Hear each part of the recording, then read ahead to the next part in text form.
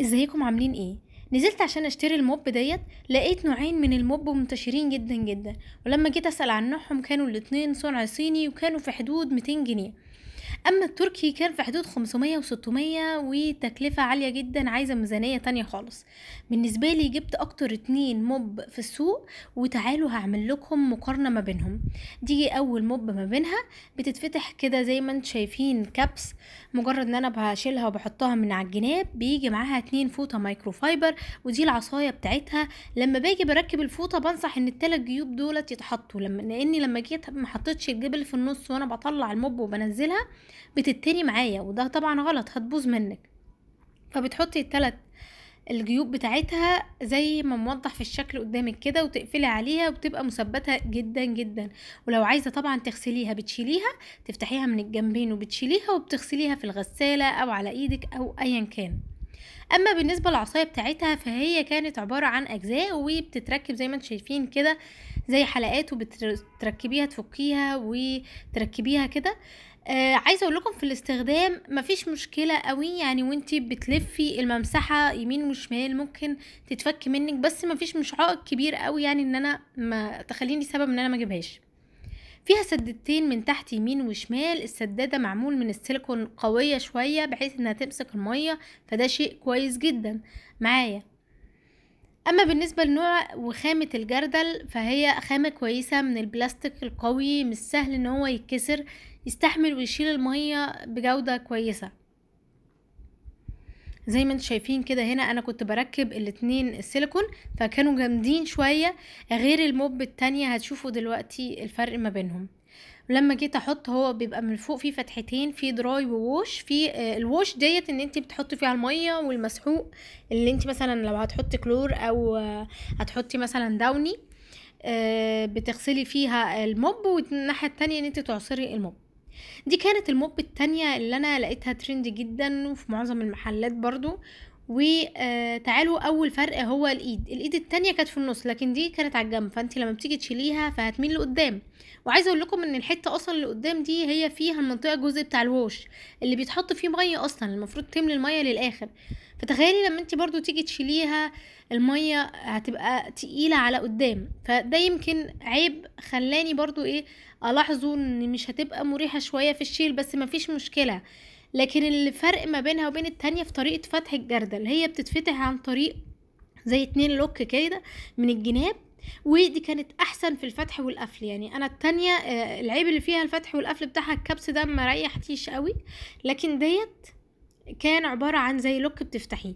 ودي طبعا جناب مجرد شكل كده مش اكتر، وبيجي معاه نفس الادوات برضو 2 فوطة مايكرو فايبر، والممسحة بتاعتها نفس الشكل. اما بالنسبة للسدادة فهو بصوا، انا عايزة اوريكم ان هي السيليكون بتاعها ضعيف شوية، يعني طري، مش هينزل المية برضو، بس مع الوقت ممكن، يعني اعتقد ان هو مع الوقت ان هو يتهري من المية او يتقطع، ممكن مش اكيد برضو، ده رأيي الشخصي. لكن التانية كانت الرابر بتاعها ناشف وقوي كده. الطرية ديت هتبقى سهلة في انك انت تشيليها وتفتحيها، التانية بتاخد مجهود برضو شوية. كل حاجة ليها ميزة وعيب، طبعا بتختاري اللي اريح لك والمناسب ليكي. الفرق ما بينهم في السعر كان 10 15 جنيه، يعني ولا اي فرق ولا اي حاجة، مفيش فرق. وهنا كنت بركب بقى الاتنين سيليكون الفتحتين، طبعا دخلت معايا بكل سهولة، ما خدش اي مجهود فيها. وبيبقى فيها برضو روحين من فوق، واحدة ووش واحدة دراي. وهنا كنت بجرب ان الموب تطلع وتنزل، لقيتها سهلة جدا. الاتنين سهلين يعني مفيش اي مشكلة، زي بعض بالظبط. تعالوا اوريكم بقى الاختلافات نفسها في الوش نفسه. اول حاجة في الاختلاف هي عند حتة العصر في الجردل اللي هو البيج دوت، حتة العصر. بصوا دي حتة عاملة زي الممسحة، يعني حتة زي الجلدة كده، لما بتيجي تحطي فيها مثلا العصاية وتشيليها زي الجلدة كده. لكن دي بلاستيك، يعني بتيجي تحطي برضو هتنزل برضو مفيش مشكلة. لكن انا كان رأيي الشخصي انا حبيت ان انا الجلدة اكتر، حسيتها زي الممسحة، هتشد معايا المية اكتر من الفوطة الميكرو فايبر. لكن اعتقد الاتنين هيبقوا برضو تمام، هيأدوا الغرض. هنا انا كنت بوريكم ان هي كانت مصنوعة من البلاستيك كلها. وهنا دي الفتحات ديت، المفروض لو الموب نفسها فيها ورقة، فيها شعر، فيها اي حاجة مثلا، ان الحاجات اللي طالعة دي بتنزل وانت بتغسلي الموب نفسها، بتنزل اي شوائب فيها يعني عشان تطلع لك نظيفة. وده كان الاختلاف من حيث الواجهة من فوق، يعني انا هنا كنت باكد عليكم ان هي دي جلدة. تمام. بس الموب البيج كنت حابه برضو انوه ان انا لما باجي اعصر فيه الميه، انا حوالي انا بستخدمه حوالي 3 شهور اهو، وجميل جدا معايا ومريح، وانا ما اقدرش استغنى عن الموب ديت. تمام. لكن لما باجي بعصر، يعني عصرت في الووش وباجي اعمل لها دراي، الميه اللي في الدراي بتروح للووش، يعني المفروض تقع في الجزء اللي فيه دراي، لا معظمها بيرجع تاني في الووش. فده برضو كان عيب، يعني انا مش عايزه اعصرها تاني مثلا ترجع في الوش. بس هو مش عيب قوي، يعني كده كده نفس الميه مفيش مشكله يعني. ده هنا انا كنت بوريكم الفرق بين اختلاف العصايه ديت، زي ما قلت لكم كده بتتركب وبتتشال اجزاء، لكن الموب التانية بيبقى عبارة عن لوك بتفتحيه الطول المناسب ليكي وتقفليه. يعني بجد ده اعتقد ان ده احلى كمان من اللي بيتفتح ويتركب، وانت بتمسحي بتودي العصايه يمين وشمال، مش هيتفك منك زي بتاعه البيج ديت.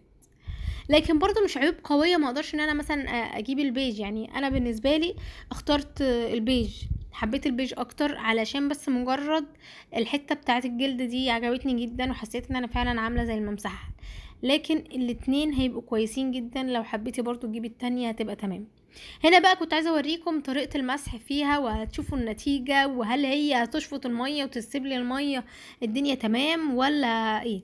هنا بعد ما عصرتها برضو بصوا من تحت كده هتنزل معاكم نقط مية، يعني كنت بوريكم ان هي ما عصرتش لاخر درجة، لا برضو نزلت برضو مية، بس برضو مفيش مشكلة.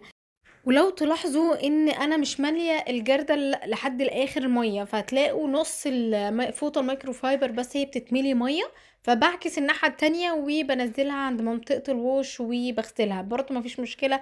عايزه تملي نص الجردل لاخره مش هيبقى عائق معايا. هنا كنت عايزة اجرب بقى الميكانيزم بتاع الممسحة نفسه، ان هو بيروح يمين وشمال، وان هو سهل في الاستخدام. كان فعلا سهل جدا جدا وكان مريح.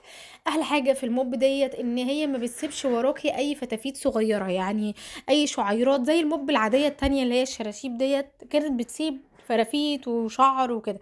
لكن الموب دي جميلة جدا، ما بتسيبش اي حاجة، بتلمع كويس جدا.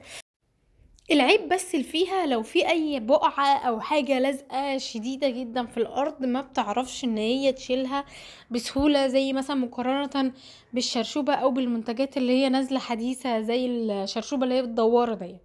تمام.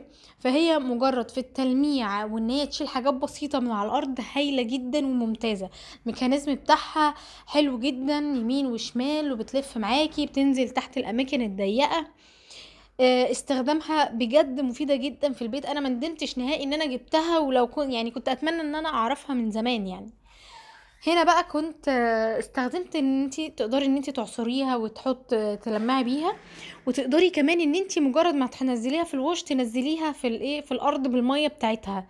وانا لقيت الاستخدام ده حلو كمان، لو بالذات في المطبخ بيبقى فيه زي بقع كتيره جدا، فان انتي تحطيها تنزلي الميه ما تقلقيش، الموب بعد كده بعد ما بتعصريها وتيجي بعد كده تنشفي بيها بتنشف بنسبه مثلا 80 85%. ولو لسه مكملين الفيديو معايا لحد هنا ما تنسوش تعملوا لي لايك وتشتركوا في القناة وتفعلوا الجرس عشان يوصل لكم كل جديد. وهنا انا كنت بمسح خلاص المسحة الاخيرة بتاعتي علشان اجفف النهائي خلاص بتاع المية، وابدأ ان انا اجيب منديل واوريكم النتيجة فعلا، هل هي فعلا عملت معايا النتيجة اللي انا عاوزاها ولا لا. ليه النتيجة الطبيعية اللي احنا بنستخدمها في اي موب او اي شرشوبة لما بنيجي نمسح. هنا بقى انا رحت جبت منديل وبدأت ان انا حطيته على الارض، ودي كانت النتيجة زي ما انتم شايفين، حاجة بسيطة جدا جدا طلعت معايا. قلت لا هجرب تاني وادوس على المنديل شوية واشوف النتيجة اللي هتطلع ايه. وبهنا يبقى انا كده وصلت لنهاية الفيديو بتاعي، واشوفكم في فيديو جديد على خير.